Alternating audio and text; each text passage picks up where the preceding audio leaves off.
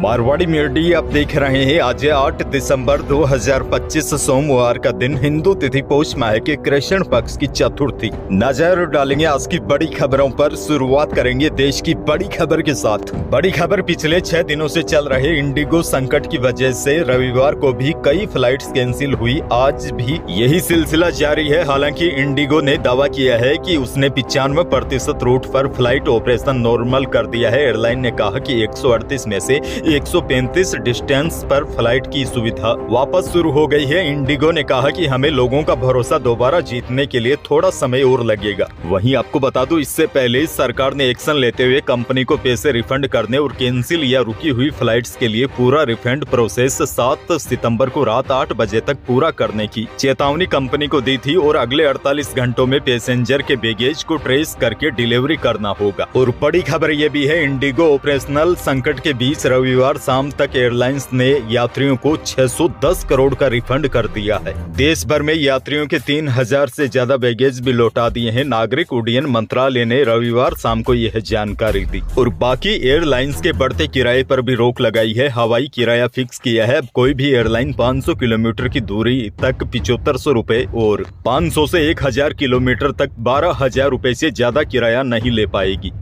बहरहाल आगे बढ़ेंगे। राजस्थान से बहुत बड़ी खबर। राजस्थान में वोटर लिस्ट के विशेष गहन पुनरीक्षण यानी कि SIR कार्यक्रम के तहत 97% से ज्यादा वोटर्स को कोई दस्तावेज नहीं देने होंगे, क्योंकि इन वोटर्स की मैपिंग का पूरा काम हो चुका है। अब केवल 3% वोटर ही ऐसे हैं जिनको दस्तावेज देने होंगे। 11 दिसंबर तक BLO घर घर जाकर गणना फॉर्म बांटेंगे। इसके आगे यह संख्या और कम होने के आसार है। देखिए, प्रदेश में अभी 5,48,84,570 वोटर्स है। इनमें से केवल 16,46,000 वोटर्स को ही दस्तावेज जमा करवाने होंगे, क्योंकि इनमें कुछ गड़बड़ियां पाई गई है। इन वोटर्स को निर्वाचन विभाग नोटिस भी जारी करेगा। इसके बाद भी यदि ये दस्तावेज जमा नहीं करवाएंगे तो उनके नाम वोटर लिस्ट से काट दिए जाएंगे। और देखिए, बड़ी बात यह है, विशेष गहन पुनरीक्षण कार्यक्रम के तहत राजस्थान में वोटर लिस्ट का 100% डिजिटलाइजेशन का काम पूरा हो गया है, जिससे राजस्थान देश का पहला राज्य बन गया है। वोटर लिस्ट की मैपिंग में भी राजस्थान टॉप पर है। आगे बढ़ना होगा। एक और बहुत बड़ी खबर, राजस्थान में अब डेड बॉडी रखकर विरोध प्रदर्शन करने या लाश पर राजनीति करने और बिना वजह अंतिम संस्कार नहीं करने पर 1 साल से लेकर 5 साल तक की जेल और जुर्माना हो सकता है। यानी कि परिजनों को डेड बॉडी लेनी ही होगी। अगर परिजन विरोध प्रदर्शन के लिए डेड बॉडी का इस्तेमाल करते हैं तो उन्हें भी 1 साल की सजा होगी। दरअसल पिछली गहलोत सरकार के समय बने राजस्थान मृतक शरीर के सम्मान अधिनियम के नियम लागू हो गए हैं। नियमों के नोटिफिकेशन के बाद अब इसके प्रावधानों के तहत कार्यवाही आसान हो गई है। इस कानून के दायरे में परिजनों से लेकर नेता भी आएंगे। 24 घंटों में डेड बॉडी का अंतिम संस्कार करना होगा। ऐसा नहीं करने पर पुलिस डेड बॉडी को कब्जे में लेकर अंतिम संस्कार करवा देगी। आपको बता दूं, पिछली गहलोत सरकार के समय 20 जुलाई 2023 को विधानसभा में इसका बिल पारित हुआ था। यानी कि आपने देखा होगा, कई जगह डेड बॉडी रखकर विरोध प्रदर्शन किया जाता है। अब बिना वजह अंतिम संस्कार नहीं करने पर 1 साल से लेकर 5 साल तक की जेल हो सकती है। एक और बड़ी और काम की खबर, भारतीय जनता पार्टी कार्यालय में कल 7 दिसंबर को प्रदेश कार्यकारिणी की बैठक हुई। मदन राठौड़ के प्रदेश अध्यक्ष बनने के बाद पहली बार प्रदेश कार्यकारिणी का गठन हुआ। इस बैठक में मुख्यमंत्री भजनलाल शर्मा भी शामिल हुए। सत्ता और संगठन के तालमेल से प्रदेश के विकास की रूपरेखा को तैयार किया गया। इसी महीने बीजेपी सरकार को 2 साल पूरे हो जाएंगे। ऐसे में सरकार की दूसरी वर्षगांठ के मद्देनजर पदाधिकारी को सरकार के कामों को जनता तक पहुंचाने के निर्देश दिए हैं। आगे बढ़ेंगे। जयपुर से बड़ी खबर, इंडिगो एयरलाइंस की फ्लाइट कैंसिल होने का सिलसिला कल भी जारी रहा। रविवार यानी कि 7 दिसंबर को जयपुर एयरपोर्ट से आने जाने वाली 22 फ्लाइट कैंसिल हुई। जयपुर से बाहर जाने के लिए पैसेंजर्स बसों में फ्लाइट जितना किराया दे रहे हैं। शनिवार को भी 18 फ्लाइट रद्द हुई थी। हालांकि राहत की बात यह है, शनिवार को जोधपुर, जैसलमेर और उदयपुर एयरपोर्ट पर सभी एयरलाइंस के शेड्यूल नॉर्मल दिखाई दे रहे थे। लेकिन जयपुर में यात्रियों को काफी परेशानी का सामना करना पड़ा और इस प्रकार की समस्या होती है तो प्राइवेट बस वाले यात्रियों से बस का किराया भी फ्लाइट जितना ही वसूल रहे थे।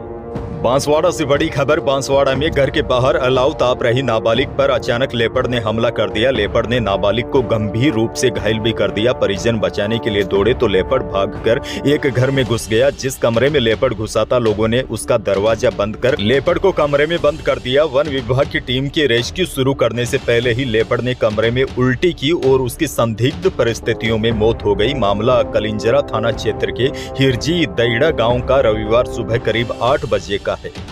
जयपुर से बड़ी खबर। जयपुर में 5 मंजिला निर्माणाधीन होटल धराशायी कर दिया। इसे गिराने से पहले बिल्डिंग की संरचना को कमजोर करने के लिए जेसीबी मशीनों से ड्रिलिंग करवाई गई थी। होटल के मालिक जेडीए की कार्रवाई का विरोध करने भी पहुंचे, लेकिन कुछ ही मिनटों में 5 मंजिला बिल्डिंग को धराशायी कर दिया। वहीं होटल मालिकों ने बताया कि पॉलिटिक्स पावर का इस्तेमाल किया गया है।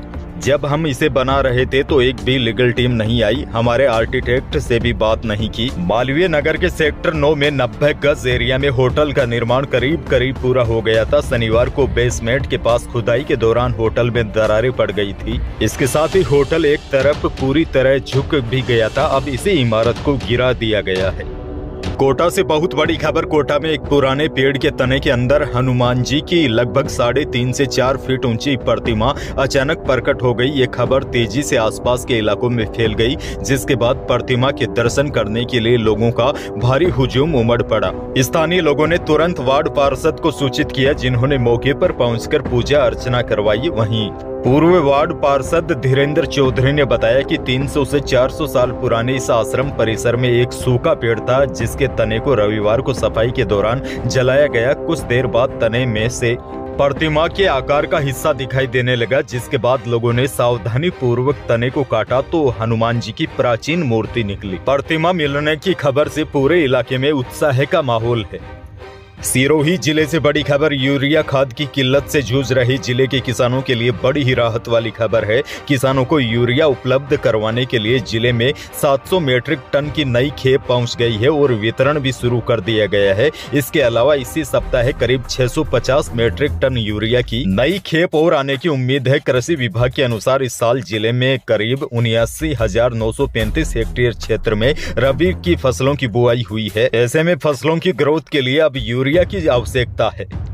जोधपुर से बड़ी खबर। शेरगढ़ क्षेत्र में एक अत्यंत दुर्लभ और जटिल प्रसव का मामला सामने आया है, जहां 11 बेटियों को जन्म दे चुकी एक महिला ने अपने 12वें प्रसव में एक बेटे को जन्म दिया है। यह प्रसव इतना जोखिम भरा था कि जच्चा और बच्चा दोनों की जान खतरे में थी, लेकिन शेरगढ़ सामुदायिक स्वास्थ्य केंद्र के डॉक्टरों और नर्सिंग स्टाफ की सतर्कता से दोनों सुरक्षित है। दरअसल बताया जा रहा है, शेरगढ़ में एक श्रमिक ने बेटे की चाह में 11 बेटियां पैदा कर दी। उसके बाद 12वीं संतान बेटे के रूप में हुई। खुद पति ने बताया, उनकी 25 साल की शादीशुदा जिंदगी में कमला देवी ने लगभग हर 1.5-2 साल के अंतराल में 11 बेटियों को जन्म दिया, जिनमें से 9 जीवित है और 2 की मृत्यु हो गई है और अब 12वीं संतान के रूप में बेटा हुआ है।